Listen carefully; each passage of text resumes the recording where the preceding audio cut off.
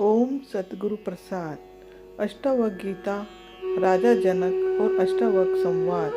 सूत्र 3। तू न पृथ्वी है, न जल है, न अग्नि है, न वायु है, न आकाश है। मुक्ति के लिए अपने को इन सब का साक्षी चैतन्य रूप जान। राजा जनक का पहला प्रश्न है, ज्ञान कैसे प्राप्त होता है।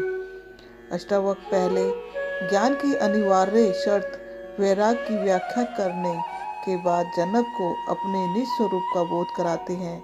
वे कहते हैं, मनुष्य शरीर मात्र नहीं है, वह चैतन्य आत्मा है। आत्मा ही उसका अस्तित्व स्वरूप है, वही सम्राट है। यह शरीर मन बुद्धि आदि उसके भृत्य है, जो उसके आदेशानुसार कार्य कर रहे हैं। ये चूंकि स्थूल है, इसलिए इनका प्रत्यक्ष बोध होता है।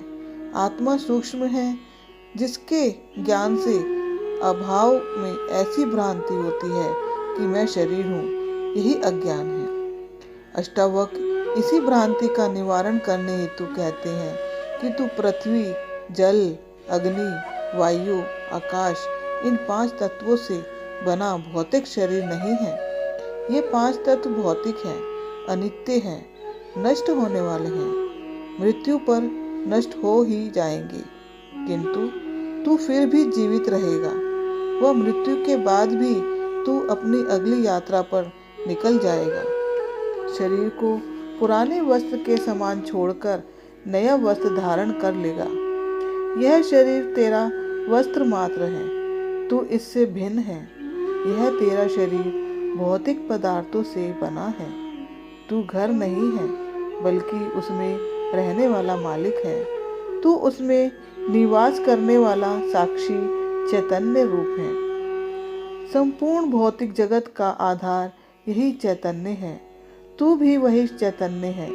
अपने को भौतिक शरीर समझने की जो तुझे अनेक जन्मों के अभ्यास के कारण भ्रांति हो गई है, उसे मिटाकर अपने को साक्षी चैतन्य स्वरूप जान। यही ज्ञान है। यदि तू उस समस्त दृष्टि प्रपंच का साक्षी है, दृष्टा बन जाता है, तो तुझे आत्मबोध हो जाएगा। यही सूत्र है जिसे पकड़ने पर अन्य कोई साधना आवश्यक नहीं रह जाती। हम कहते हैं, यह शरीर मेरा है, मन मेरा है, बुद्धि मेरी है, आदि तो यह मैं कौन है। जिसके ये सभी हैं, निश्चित ही ये सभी मैं से भिन्न है। तभी हम कहते हैं, यह मेरा है, अन्यथा मेरा कैसे कहा जा सकता है। जो मेरा है वह इस मैं से मिला है, तो उन्हें छोड़ा भी नहीं जा सकता। वह इन सब मेरे के छूटने पर जो शेष बच जाता है, वही मैं का वास्तविक स्वरूप है। यही मैं आत्म तत्व है, जिसका ज्ञान होने पर यह सब विजातीय तत्व उससे भिन्न प्रतीत होने लगते हैं। यही आत्मज्ञान है। अष्टावक्र राजा जनक को आत्मबोध कराने के बाद मुक्ति के लिए कहते हैं। जो जनक का दूसरा प्रश्न है कि मुक्ति कैसे होती है। सूत्र 4। यदि तू देह को अपने से अलग कर और चैतन्य में विश्राम कर स्थित है, तो अभी ही सुखी, शांत और बंध मुक्त हो जाएगा। अष्टावक्र कहते हैं कि वैराग्य होने से पात्रता आएगी, फिर गुरु द्वारा तत्व ज्ञान का बोध कराए जाने पर होगा आत्मज्ञान। किंतु मुक्ति के लिए आत्मज्ञान ही पर्याप्त नहीं है।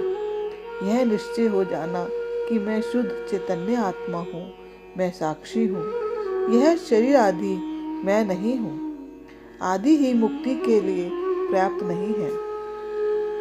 इस आत्मज्ञान के बाद भी यदि शरीर आदि से तादात्म्य बना रहा, तो फिर पुनर्जन्म की संभावना बनी रहती है। अतः उसे भी मुक्ति नहीं कहा जा सकता। यह ज्ञान सविकल्प समाधि में भी होता है, जिसमें बीज रूप में सभी संस्कार विद्यमान रहते हैं। उचित वातावरण मिलने पर वह बीज पुनः वृक्ष बन जाता है। उस बीज को भी नष्ट कर देना निर्विकल्प समाधि है, वही मुक्त व्यवस्था है। अष्टावक्र इसी मुक्ति की बात कह रहे हैं कि तू आत्मज्ञान प्राप्ति के बाद यदि देह से अपनी आसक्ति छोड़कर, उससे तादात्म्य छोड़कर पूर्ण रूपेण चैतन्य आत्मा में विश्राम कर स्थित है, तो अभी तू सुखी, शांत और बंध मुक्त हो जाएगा। अपने शुद्ध स्वरूप आत्मा को जान लेना ही पर्याप्त नहीं है, उसी में निरंतर स्थित रहना है। यही निर्विकल्प समाधि की स्थिति है, यही मुक्ति है। पतंजलि अष्टांग योग में अंतिम स्थिति में समाधि की बात कहते हैं। अष्टावक्र पहले ही वाक्य में जनक को समाधि का ज्ञान करा देते हैं। शरीर और आत्मा के मध्य ऐसे 7 आवरण हैं। योग शरीर से आरंभ करके एक एक आवरण को विधि पूर्वक खोलकर आत्मा तक पहुंचाता है। अष्टावक्र सीधे आत्मा का बोध कराते हैं। वह बाकी सभी आवरणों को एक ही साथ नष्ट करने की बात कहते हैं। वे कहते हैं ये सभी आवरण वास्तविक नहीं है, भ्रांति मात्र है। भ्रांति का विनाश बोध से ही संभव है। वहां क्रिया काम नहीं आएगी। आत्मा के साथ अहंकार जुड़ा हुआ है। अहंकार से वासना पैदा होती है। वासना पूर्ति हेतु उसे शरीर मिलता है। यदि वासना नहीं है तो शरीर की आवश्यकता ही नहीं थी। योग का केंद्र शरीर है। यदि तू इससे पृथक होकर सीधे आत्म भाव में स्थित हो जाता है तो तू अभी सुखी, शांत व मुक्त हो जाएगा। कितना सार गर्भित तथ्य है। अभी एक क्षण का भी विलंब नहीं होगा।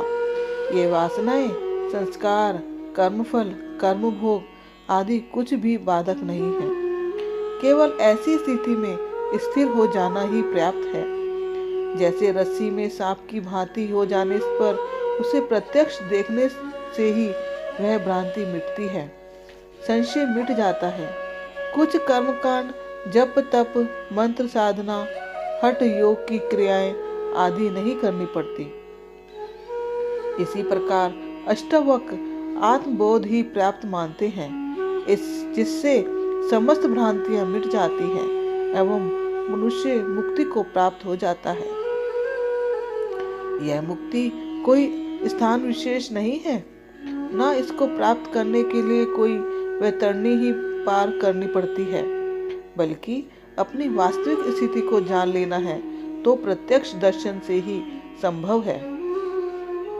इसी से समस्त ग्रंथियां खुल जाती हैं। ये सभी ग्रंथियां ज्ञान की ही हैं।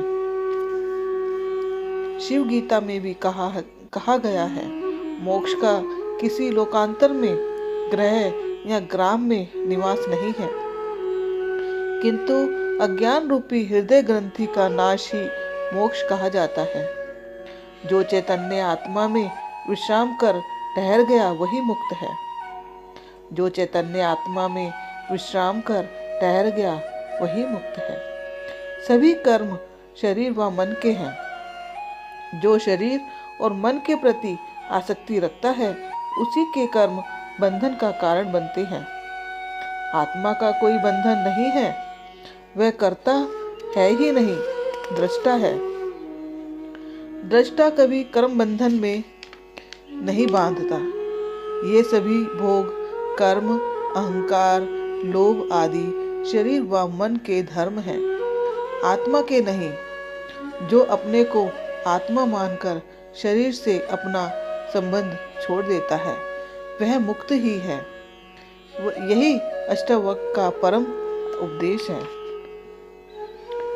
दृष्टा कभी कर्म बंधन में नहीं बांधता। ये सभी भोग, कर्म, अहंकार, लोभ आदि शरीर व मन के धर्म हैं, आत्मा के नहीं। जो अपने को आत्मा मानकर शरीर से अपना संबंध छोड़ देता है वह मुक्त ही है।